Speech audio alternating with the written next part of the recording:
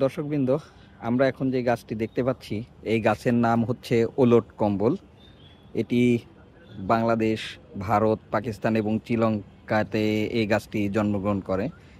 এই গাছের অনেক আসলে ভেষজ ঔষধ হিসেবে ব্যবহার করা হয় এই গাছটি। এই গাছের বিশেষ করে ডাল, শিকড় এবং গাছের কাণ্ড এগুলা কিন্তু ঔষধ হিসাবে ব্যবহার করা হয়। বাংলাদেশে সব জায়গাতেই ওলট কম্বল দেখা যায়। এই গাছ মোটামুটি 2 থেকে 3 মিটার উচ্চতা বিশিষ্ট এবং গুল্ম জাতীয় চিরহরিৎ একটি গাছ।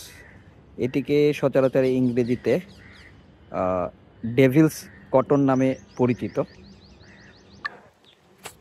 এই গাছটির ডাল, পাতা, মূল, বাকল বিভিন্ন রোগের ওষুধ তৈরিতে ব্যবহার হয়ে থাকে, যেমন প্রস্রাবের জ্বালাপোড়া, আমাশয়, তারপরে গনোরিয়া, ফোড়া, স্ত্রী রোগের ক্ষেত্রে বিশেষভাবে উপকার দিয়ে থাকে এই গাছটি।